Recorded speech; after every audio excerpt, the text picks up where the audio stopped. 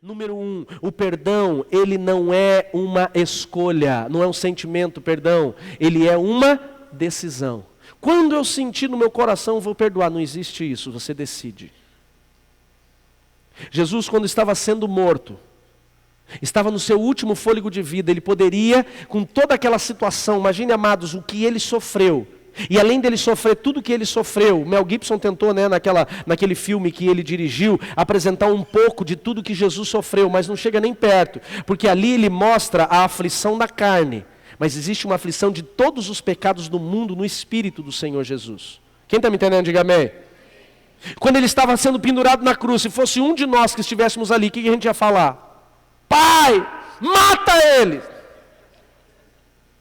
Falava ou não falava? Talvez a gente falasse assim, só aquele com a lança, aquele da espada, aquele que me cuspiu na cara. Mas o que Jesus falou? Pai, perdoa-os, porque eles não sabem o que fazem. Porque se ele não liberasse o perdão para todos, ele não consumaria o que ele veio nessa terra para consumar, que é a remissão dos nossos pecados. Se ele não perdoasse naquele momento, ele estaria pecando, e aí não teria mais o papel do Cordeiro Santo. É uma decisão. Segunda verdade, nós precisamos entender, Wendel, quando nós falamos de perdão, o perdão não é uma sugestão, é um mandamento. Jesus manda perdoar. Terceira situação, o perdão ele não é bilateral, ele é unilateral. Pastor, o que é isso? Você não precisa esperar a pessoa que te machucou vir te pedir perdão. Você simplesmente tem que decidir perdoar aqui, mesmo que ela não te encontre. Eu, uma certa situação, passei por um processo de traição de um amigo, e eu falava, só vou perdoar quando ele vier até mim. E ele nunca vinha. E a minha alma continuava angustiada. Passou 1 ano e meio. E eu estava cada vez mais ferido e mais amargurado, porque o problema é que nós aprisionamos aquele que nós não perdoamos. A gente tem tanta raiva de quem nos oprimiu que a gente lembra dela o tempo todo. É uma prisão maligna. É uma aliança maligna quando você não libera perdão. E depois de 1 ano e meio, a minha alma amargurada, eu já estava comprometendo o meu ministério, já estava comprometendo a direção de Deus. Eu orava, não sentia Deus, eu lia a Bíblia, não entendia a direção de Deus. Os cultos já não fluíam mais. E eu fui fazer o meu devocional, certa vez, e caiu, não lembro se é em 1 João ou 3 João, acho que é 3 João, aquela passagem que diz, aquele que não perdoa está em trevas e as trevas estão nele. Trevas é inferno. A Bíblia diz assim, aquele que não perdoa, ele já está, não é que ele vai para o inferno, ele já está no inferno. E o inferno está nele. Naquele momento eu arrepiei e eu entendi o Espírito Santo me dizendo, é hora de você liberar esse perdão. E eu falei, Deus, hora que ele me procurar, eu perdoo. Pensando que é bilateral, e ele não é, Marilza. Ele é unilateral. Eu e você precisamos escolher liberar, mesmo que a pessoa nunca reconheça.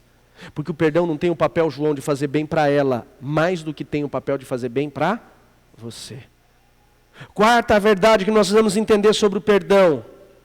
O perdão é o princípio ativo da graça e da misericórdia de Deus. O que é graça, William? Graça é o favor imerecido. E o que é misericórdia? É não receber o mal que eu mereço. Então Deus Israel é um Deus de misericórdia e de graça. Ele me deu a salvação que eu não mereço. Isso é graça. E Ele é um Deus de misericórdia. É Ele não trazer o juízo que eu mereço. Quem está me entendendo, diga amém. Então quando você é misericordioso com alguém, é você não trazer o juízo. Sabe quando teu filho, você está no osso com ele? Você está doidinho para dar aquela varada, sabe? Ou você, mulher, que está doidinha para pegar seu marido pelo pescoço. Sabe como é que é? As mulheres estão aí, sim ou não? Sim. Pensei que vocês tinham ido embora. Sabe quando você está doidinha de pegar ele pelo pescoço? Falar, hoje eu pego esse miserável que mentiu para mim. Ser misericordioso é você não trazer o juízo que ele merece. Esse é o processo. O princípio ativo do perdão é isso. Sexto ponto sobre o perdão. Já nem sei se é o quinto ou é o sexto. Quinto. Quando eu não perdoo, eu estou dizendo para Deus, eu não preciso do seu perdão. Abra a tua Bíblia comigo em Mateus capítulo 6, verso 14 e 15.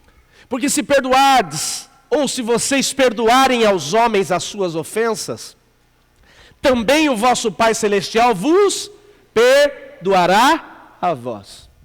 Ele está dizendo, Alisson, se você perdoar todo mundo que te ofender e te ferir, ele diz, Deus também vai perdoar você. Agora olha o versículo 15, que é aqui que está o problema. O versículo ele diz assim, se porém, quando a Bíblia fala porém, e colocar um se antes, então a casa caiu. Só o porém o negócio já fica esquisito. Se colocar um porém aí vai complicar mais. Ele diz, se porém, vocês não perdoarem as pessoas, os homens que te feriram, tampouco o vosso Pai perdoará as vossas. Olha para mim e entenda uma coisa. Todas as vezes que eu e você rejeitarmos perdoar alguém, nós estamos perdendo a salvação. Sim, estamos perdendo a salvação. Se eu e você não aceitarmos, não escolhermos o processo do perdão, nós podemos ser condenados ao inferno, porque a Bíblia diz que os nossos pecados serão perdoados e assim teremos a salvação eterna. Quando eu não perdoo, eu não aceito, eu não vivo o processo do perdão, Will. E se eu não vivo o processo do perdão, não existirá essa salvação eterna. Então entenda, você não está fazendo bem para quem te fez mal quando você perdoa, você está fazendo bem para você mesmo. E quando você deixa a amargura entrar na sua alma, quando você resiste o perdão, você está se condenando. Chama-se autocondenação. É isso que o perdão faz. E é isso que a ausência de perdão nos tira. O processo da salvação em Cristo. Eu não estou trazendo aqui uma teoria da psicologia, da neurolinguística. Sabe o que eu estou trazendo para você? Bíblia.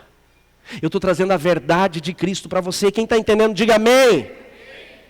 Quando nós entendemos todo esse processo, nós passamos para o segundo ponto. Quais são as consequências da ausência de perdão?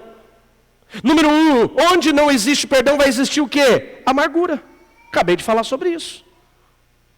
Amargura é a ausência de perdão. Se você não perdoar, a sua alma ficará amarga. Segunda consequência da ausência de perdão, da falta de perdão, o aprisionamento da alma. Quando nós não perdoamos uma pessoa, nós ficamos aprisionadas a ela, estamos acorrentadas a ela. E essa pessoa passa a ser o centro da nossa alma. Pergunta, para ser sincero, quem já teve dificuldade de perdoar alguém que ficou muito magoado com alguém? Levanta a mão, quero ver a sua mão. Seja sincero. Só por você ficar indignado com ela, você esqueceu ela? Sim ou não? Não. Aquela mulher que foi abandonada pelo marido, aquele filho que foi abandonado pelo pai, aquela pessoa que foi traída pelo amigo, a tua alma fica escravizada a essa pessoa. Você fica esperando para ter resposta dela. Mas a gente muitas vezes resiste. E a gente quer espiritualizar o negócio. Porque ele foi usado pelo diabo. Perdoar é uma escolha. Se você não perdoa, você fica aprisionado. Outro ponto que nós precisamos entender quando nós falamos, das consequências da falta de perdão, a depressão. Se você quiser anotar, anota comigo aí. É importante você entender. Existem 7 raízes de depressão. 7 raízes.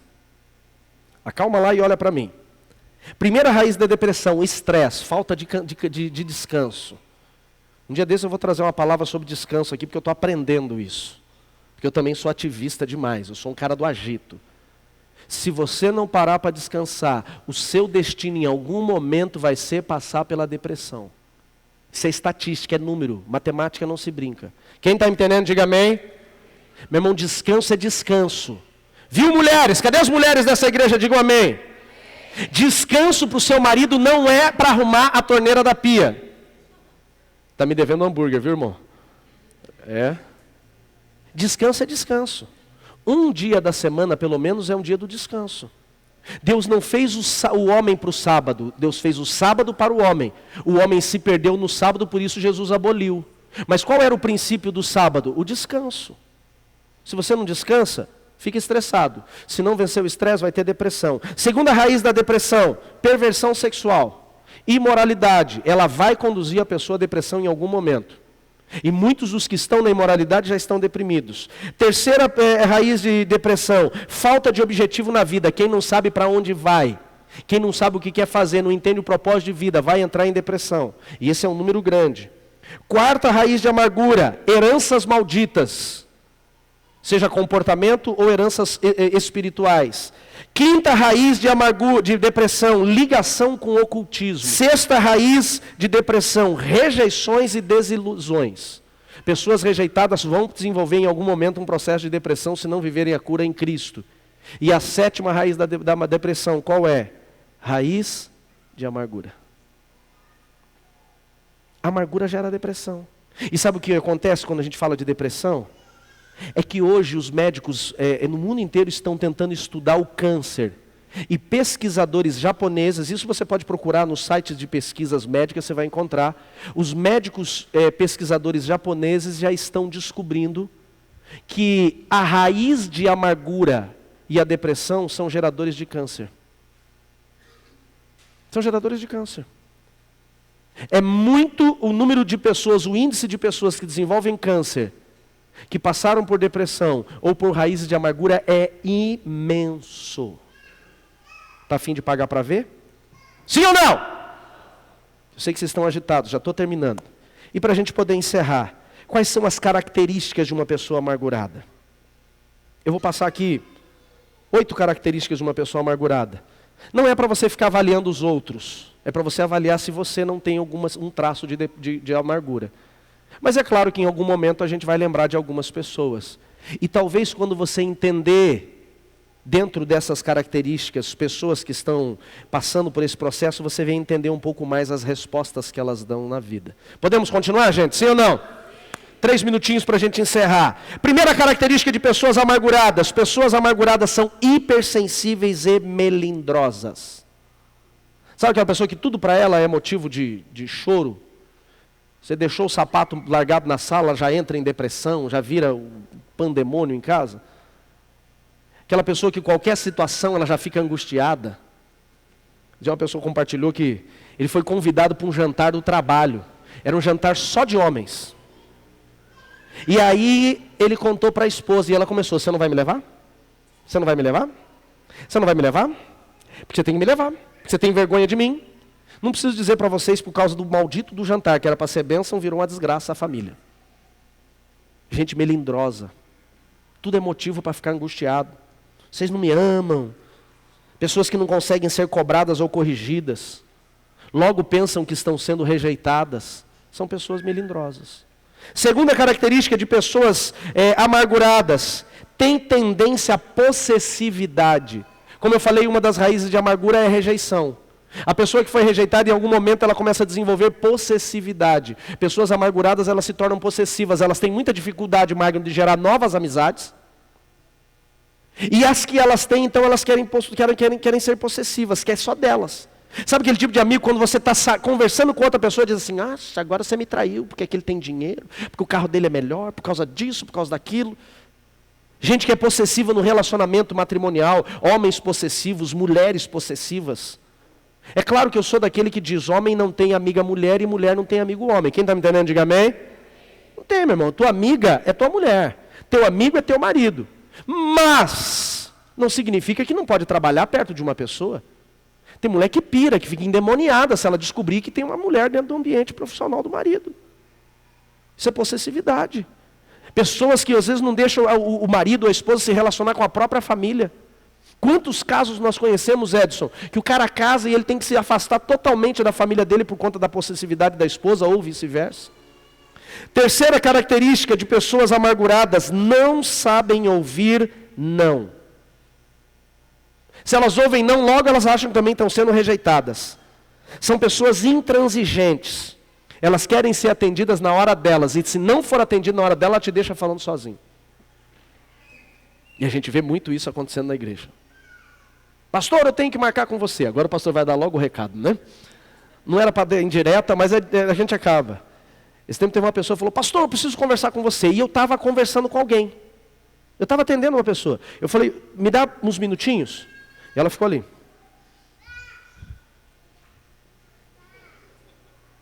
Pastor, você vai me atender? Eu falei, eu vou orar agora e já atendo. Não precisa mais. Vai embora. E aí? Aí o pastor vai lá pedir perdão. Ô, amada, me perdoe, você tem que entender o processo. É gente que não consegue receber, não. É um processo de imaturidade e também um processo de gente amargurada. Você logo vai identificando. Quarta característica, mostra pouco ou nenhuma gratidão. Você pode fazer de tudo para a pessoa, ela nunca é grata pelo que ela recebeu. Ela sempre acha que você fez pouco, porque a alma amargurada ela gera isso. Mostra pouco ou nenhum tipo de gratidão pelo que já recebeu. E é aquele tipo de gente que sempre fala assim, Paulo, vocês não fazem nada por mim, porque ninguém me ama nessa casa. Começou com essa conversa de ninguém me ama nessa casa, leva para o psiquiatra. Não, brincadeira, é gente amargurada. Quinta característica de pessoas amarguradas. Ou elas são daquelas que elogiam muito e ao mesmo tempo que elas elogiam, elas criticam. Sabe aquele tipo de pessoa, Roberto, que você faz uma gentileza, ela te elogia. Meu Deus, você é a pessoa mais maravilhosa do mundo, que bem... Mas se você fizer uma coisinha que não é, você vira um monstro. Ela te compara com o capeta. Pessoas que elas são 8 ou 80. Elas são extremistas. Pessoas amarguradas, elas têm um extremo muito para o bom humor, muitas vezes, mas também um extremo para o descontrole. Pessoas que são descontroladas emocionalmente. Você quer conhecer gente amargurada? Anda no trânsito de Curitiba. É ou não é? Anda no trânsito de Curitiba, você conhece o povo amargurado. Eu não sei lá no Rio de Janeiro, acho que o povo não é tão estressado que ele tem medo de levar um tiro, né? Tem uma coisa assim. Mas aqui o povo não tem medo de levar tiro não, gente. Esses dias eu estou no trânsito, aqui na Rápida, e todo mundo sabe que eu sou cego do lado direito, né? Então, assim, eu não sou um ótimo motorista. E, gente, eu devo ter, sem enxergar, eu não tenho golpe de vista nenhum do lado direito. Sem enxergar, eu cruzei o carro na frente do cara. Mas quando ele buzinou, eu voltei. Gente do céu, pra quê? Isso aconteceu perto do McDonald's, ali na Rápida, no Bacaxiri. Esse cara me seguiu até pra frente do terminal do Cabral. Maldito! Eu vou matar você! Você vai... Eu falei, que isso, irmão? Aí eu parei o carro e falei, cara, desculpa, me perdoe, o que está acontecendo? Você não viu o que você fez comigo? Eu falei, irmão, eu não te vi, me perdoe. Saiu buzinando, cantando pneu. Eu falei, Jesus Cristo, se ele tivesse armado, ele me dava um tiro.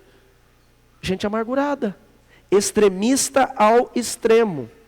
Sexto, condena os outros com facilidade. Pessoas amarguradas sempre têm dificuldade de perdoar coisas pequenas que recebem, e eles têm a facilidade de sempre dizer, nunca vou conseguir te perdoar. Valoriza demais as pequenas feridas. Já foi ferido uma vez e qualquer coisinha que vem ele está valorizando. Sétima característica de pessoas amarguradas, tem atitudes rebeldes. Tudo o cara quer rebelar, tudo o cara quer se levantar, é muito provável que ele tenha alguma dificuldade com a amargura. Pessoas rebeldes, elas foram feridas. E a última característica, pessoas que têm tendência à maledicência. Se você encontrar uma pessoa que começa a falar mal de todo mundo para você, ali tem raiz de amargura. E vou dizer, dentro da igreja tem muita gente assim. Aliás, igreja é hospital de gente amargurada. Então significa que tem muita gente. Se você tem facilidade, você entra na roda de almoço, você precisa falar mal de alguém, para você estar feliz, alguma raiz de amargura tem aí. E todo amargurado, ele é negativo e ele é crítico demais. Não, porque isso aqui. Não, meu irmão. A gente tem que ter empatia, entender o porquê que as pessoas geram o que fazem. E se nós não temos, as nossas feridas não nos estão deixando romper.